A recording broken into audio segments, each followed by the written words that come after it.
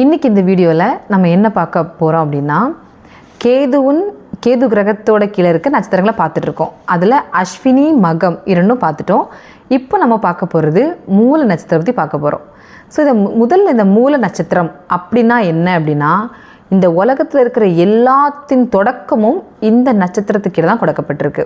இந்த உலகத்தில் இருக்க எல்லாத்தோடைய வேர்கள் இப்போ எந்த விஷயமா இருந்தாலும் அதுக்கு ஒரு வேர் வேணும். அந்த வேர்லேருந்து ஒரு கிளை உருவாக்கணும் அப்படின்னா அது இந்த மூல நட்சத்திரம் சம்மந்தப்பட்டிருக்கணும். இந்த மூல நட்சத்திரம் இல்லாமல் எந்த வேரும் கிடையாது அப்படின்னு சொல்கிற மாதிரி, இந்த மூல நட்சத்திரம் எந்த மிருகம் இதுக்கு கொடுக்கப்பட்டிருக்கு அப்படின்னா, இதுக்கு வளர்ப்பு நாய் தான் இதோட அடையாளம். ஸோ வளர்ப்பு நாய் இப்போ நீங்களே பார்த்துக்கலாம், நீங்களே தெரிஞ்சுக்கலாம். மூல நட்சத்திரத்தில் உங்கள் ஃப்ரெண்ட்ஸு இல்லை உங்கள் ஃபேமிலி மெம்பர்ஸ் இல்லை உங்கள் நெய்பர்ஸ் யாராவது இருக்காங்க அப்படின்னா, வளர்ப்பு நாய்க்கு என்னெல்லாம் கேரக்டர் உண்டோ அது எல்லாமே இந்த மூல நட்சத்திரக்காரங்க ஆக்ட் ஆகும். ஸோ மூல நட்சத்திரத்தில் ஒருத்தவங்க இருக்காங்க அப்படின்னா, மூல நட்சத்திரக்காரந்து அழிக்கிற சக்தியும் இவங்களுக்கு தான், ஆக்கிற சக்தியும் இவங்களுக்கு தான் சொல்லுவாங்க. ஸோ அது மாதிரி ஒரு விஷயத்தை பழசை அழிச்சிட்டு அப்படியே அதை மறுசீரமைக்கிறது இந்த மூல நட்சத்திரக்காரங்களுக்கு ரொம்ப சூப்பராக வரும். அதாவது இடிஞ்சு பாழான போன பொருட்கள் எல்லாத்தையுமே என்ன பண்ணுவோன்னா, தோண்டி வேர் வர இடித்து முடிச்சுட்டு அதுலேருந்து ஒரு புது வேற இப்போ நம்ம என்ன நினைப்போம், இது அப்படியே போயிடுச்சு இனி வராது அப்படின்னு நினச்சா, இந்த மூல நட்சத்திரக்காரங்க ஒரு விஷயத்தை அழிச்சிட்டாங்க அப்படின்னா அதுலேருந்து ஒரு சீரமைப்பு, ஒரு கட்டமைப்பெல்லாம் அழகாக வரும். இந்த மூல நட்சத்திரக்காரங்கள் ஆழமான ஆராய்ச்சியாளர்கள். அதாவது ஆராய்ச்சியெல்லாம் எப்படின்னா, ஒரு விஷயத்தை ரொம்ப போய் ஆராய்ச்சி பண்ணுறது இந்த மூல நட்சத்திரக்காரங்களும் சிறப்பாக வரும். உண்மையை தேடுறது, ரகசியங்களை கண்டறிகிறதுலாம் இவங்களுக்கு ரொம்ப பிடிக்கும். அதாவது ஒரு ரகசியம் இருக்குது அப்படின்னா அந்த ரகசியத்தை இப்போ ஒரு நாய் நம்ம வளர்க்குறோம்னு வச்சுக்கோங்க. நம்ம வீட்டில் வளர்ப்பு நாய்னா வீட்டுக்கு வெளியே இருக்கும். ஸோ அப்போது நம்ம சேஃபாக தூங்குறதுக்கு அது காவல் காக்கும் இல்லையா நம்மளை. அப்போ அது என்ன பண்ணும், 4 சைடும் தன்னோட எல்கை கூட இது பண்ணி பவுண்ட்ரி போட்டு யார் வரா போகிறா என்ன சவுண்டு கேட்குதுன்னு எல்லாம் எந்த அளவுக்கு நுண்ணிய ஆராய்ச்சி அதுக்கு இருக்குமோ சேம் அதே தான் இந்த மூல நட்சத்திரக்காரங்களுக்கும்.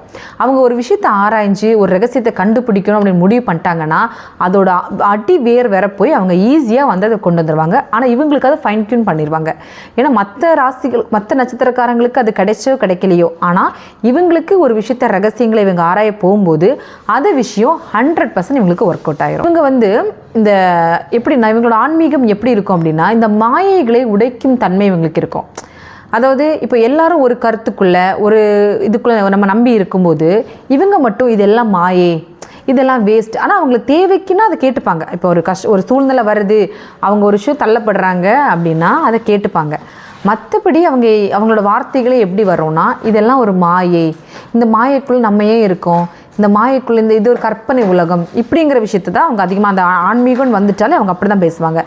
பர்டிகுலராக அவங்களுக்கு ஆன்மீகம் அப்படிங்கிறது பெருசாக இல்லாமல் எல்லாமே அவங்க எதிர்ப்பு அவங்க மேக்ஸிமம் எதிர்ப்பு தெரிவிச்சுட்டே தான் இருப்பாங்க. ஏதாவது ஒரு விஷயம் வந்தாலும் அது எதிர்ப்பு. ஆனால் அதுக்கிட்ட எப்படின்னா ரொம்ப அவங்ககிட்ட செல்லமாக இருக்கணும். நம்ம வீட்டு நாயை எப்படி நமக்கு வீட்டில் உள்ள உணவுகளே கொடுத்து நம்ம அவ்வளோ பராமரித்து பாதுகாக்கிறோமோ இதே மாதிரி தான் இந்த மூல நட்சத்திரக்காரங்கள்ட்ட என்றைக்குமே நம்ம அன்பும் கருணையும் பணிவோடு நம்ம அந்த பர்சன்கிட்ட நடந்துக்கிட்டால் அவங்களுக்கு நம்ம தான் பி த பெஸ்ட்டாக இருப்போம்.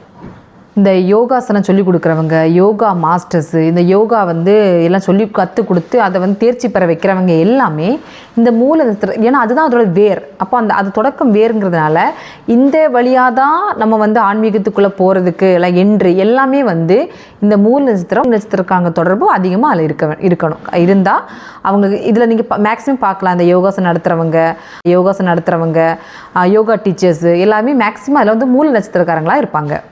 இவங்க கிட்ட ஒரு நல்ல குணம்னா ஆழ்ந்த சிந்தனைன்னு சொன்னேன் இல்லையா, அந்த ஆழ்ந்த சிந்தனை எந்த எக்ஸ்ட்ரீம் போகும்னா ஒரு மேற்பரப்பு மட்டும் இல்லாமல் அதோட வேர் வரைக்கும் போகணும்னு ஆசைப்படுவாங்க.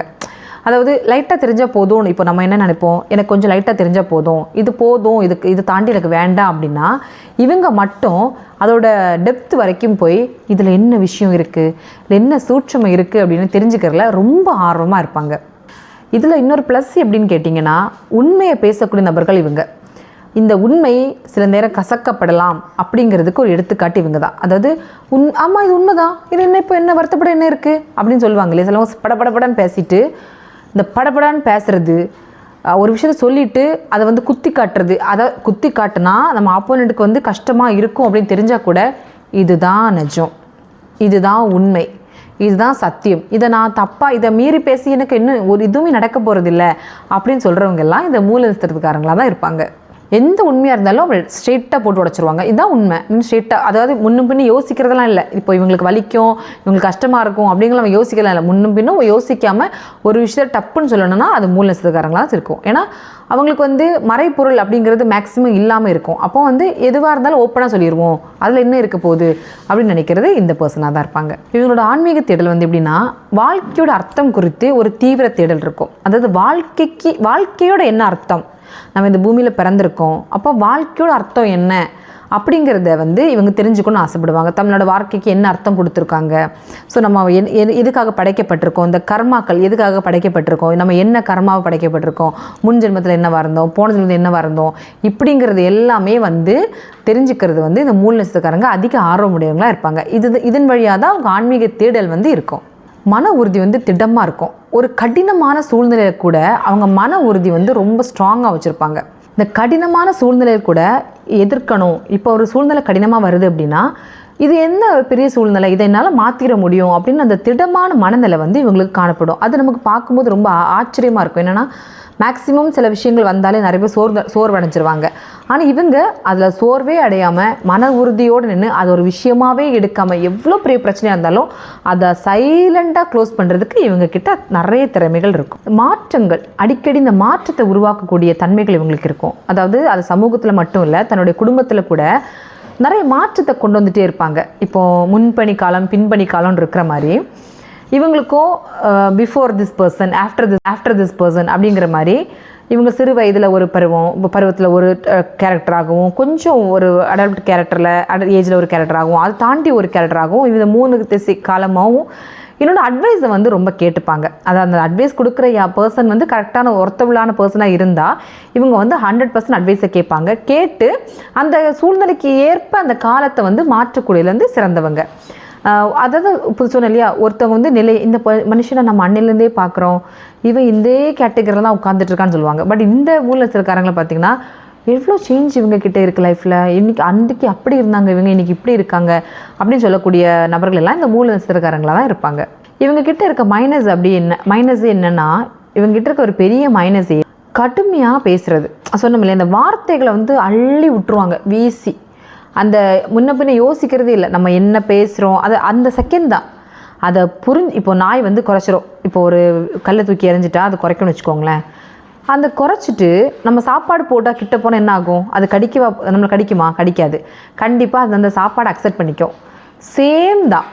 இவங்களை புரிஞ்சுக்கிறது கொஞ்சம் சிரமம். ஆனால் அந்த புரிகிற தன்மை நம்மக்கிட்ட இருந்துருச்சு அப்படின்னா ஈஸியாக அவங்கள ஹேண்டில் பண்ணலாம். இவங்களை ஹேண்டில் பண்ண தெரியாதுன்னா தான் கஷ்டம். இவங்களை ஹேண்டில் பண்ணுற வழி ரொம்ப ஈஸி.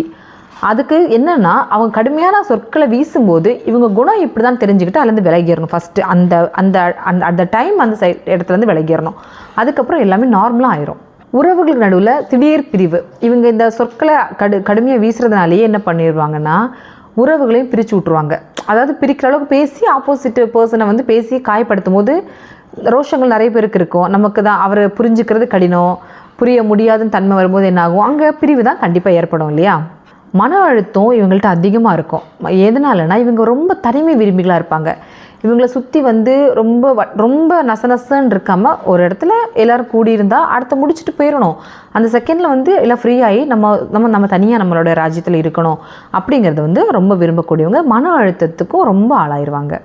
இவங்க வந்து எல்லாத்தையும் உடைச்சிடணும். அதாவது ஒரு விஷயங்களாக இருக்கட்டும் ஓப்பனாக உடைச்சிடணும், ஒரு கருத்துக்களாக இருந்தாலும் அந்த கருத்தோட டெப்த்து உடைச்சிடணும். இப்படின்னு எல்லாத்தையும் உடைக்கிற மனப்பான்மை இவங்கள்ட்ட அதிகமாக இருக்கும். ஒரு ஃபேமிலிக்குள்ளே சில சீக்ரெட்ஸ் மெயின்டைன் பண்ணுவாங்க. அதாவது எங்களோட ஃபேமிலினா இந்த அளவு சீக்ரெட்ஸ் தான் இருக்கும், எல்லாருக்கும் இருக்கும் இல்லையா.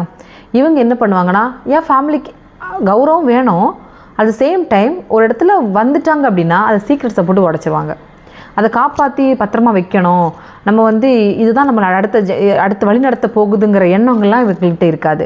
உடனே அதை போட்டு உடச்சிடக்கூடிய கேரக்டர் தான். எது எடுத்தாலும் வெட்டு 1 துண்டு 2 அப்படின்னு போட்டு உடச்சிருவாங்க. சில நேரங்களில் இவங்களுக்கு ரொம்ப நெகட்டிவ் தாட்ஸ் இருக்கும். அந்த நெகட்டிவ் தாட்ஸ் இருக்கும்போது அவங்கள பாசிட்டிவ்குள்ளே கொண்டு வரவே முடியாது. ஏன்னா அவங்க ஒன்ஸ் வந்து இது இப்படித்தான் முடிவு பண்ணி அவங்க போயிட்டாங்க அப்படின்னா அவங்கள அதுலேருந்து கம்பேக் பண்ண வைக்கிறது ரொம்ப கஷ்டம். ஏன்னா அந்த எண்ணங்கள் வந்து அது ஓட ஆரம்பிக்கும் போது நமக்கெல்லாம் இடமே இருக்காது. நாய் குலைச்சா நம்ம என்ன பண்ணுவோம், கண்டிப்பாக அட் த மூமெண்ட் நம்ம ப்ரெசென்ட் நம்ம பார்த்துட்டு தான் இருப்போம். சரி ரொம்ப கத்திட்டு போட்டோம் அப்படின்னு. சேம் அதுதான், அந்த நெகட்டிவ் தாட்ஸுக்குள்ளே இவங்க போயிட்டாங்க அப்படின்னா இவங்களை திரும்ப நம்ம கொஞ்சம் டைம் பீரியட் ஆகி தான் அவங்கள கொண்டு வர முடியுமே தவிர சடனாக கொண்டு வர முடியுமான்னா பாசிபிள் கிடையாது. இவங்களுக்கு வந்து என்னென்ன டிபார்ட்மெண்ட் இல்லைன்னா இந்த கிரிசிஸ் மேனேஜ்மெண்ட்டு, மருத்துவத்துறை, கிரிசிஸ் மேனேஜ்மெண்ட், மருத்துவத்துறை, ஆராய்ச்சி பண்ணக்கூடிய அந்த சிபிஐ டிபார்ட்மெண்ட்டு, சிபிசிஐடி டிபார்ட்மெண்ட்டு, இந்த மாதிரி டிபார்ட்மெண்ட்டில் வேலை பார்க்குறது. அப்புறம் ஒரு எந்த விஷயம் இப்போ ஒரு எலக்ட்ரானிக் பொருட்களாகவே இருந்தாலும் அதில் வந்து பழுது பார்க்குற தொழில். இப்போ ஒரு பெரிய எலக்ட்ரிக்கல் கடையாக இருந்தால் அதை உருவாக்குற ஒரு விஷயம், இப்போ பெரிய ஷோரூமாக இருந்தால் அதில் வந்து உருவாக்குற ஒரு விஷயம், ஒரு ஃபேக்ட்ரியாக இருந்தால் கூட அந்த ஃபேக்ட்ரியில் வந்து ப்ரொடக்ஷன் டிபார்ட்மெண்ட்டில் நிற்கக்கூடிய ஜாப் எல்லாமே வந்து இவங்களுக்கு ரொம்ப சூட்டபுளாக இருக்கும். ஏன்னா இவங்க வந்து ஆராய்ச்சியில் தான் ரொம்ப மூழ்கி போயிருப்பாங்க. இது ஏன் உருவாக்கப்பட்டிருக்கு, எதுக்காக உருவாக்கப்பட்டிருக்கு, இது இவ்வளோ இந்த மூல நட்சத்திரக்காரங்கள்னாலே நம்ம அழிவு அப்படின்னு தான் கேட்டிருக்கோம் இல்லையா. நிறைய பேர் வந்து சொல்லுவாங்க மூல நட்சத்திரனாலே அழிவு. ஆக்சுவலி அதோட ரியல் மீனிங் என்னென்னா, அழிவுன்னா அந்த அழிவு அப்படிங்கிறது கிடையாது. ஒரு விஷயத்தை அழித்து பழையவைகளெல்லாம் அழிச்சிட்டு புதிய வேர்களை வந்து உருவாக்கக்கூடிய தன்மை தான் இந்த மூல நட்சத்திரக்காரங்களுக்கு கொடுக்கப்பட்டிருக்கு. ஸோ அதனால் மூல நட்சத்திரனாலே அழிவு தான் அப்படின்னு யாரும் அதை ஒதுக்கவும் வேண்டாம், பயப்படவும் வேண்டாம். அந்த மூல நட்சத்திரம் ஒரு விஷயத்தை அதாவது ரொம்ப டெப்த்தாக போய் ஆராய்ஞ்சி அதை பழையதனெல்லாம் அழிச்சிட்டு புதுசை உருவாக்குறதுல வந்து பயங்கர வேகமும் விவேகமாக இருக்கக்கூடியது அந்த மூல நட்சத்திரம்.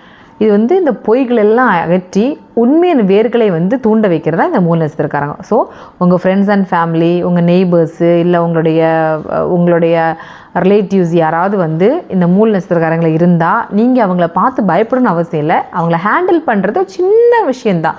அதை நீங்கள் பொறுமையாக கையாண்டிங்கன்னா ரொம்ப ஈஸியாக விஷயம் நடந்துடும்.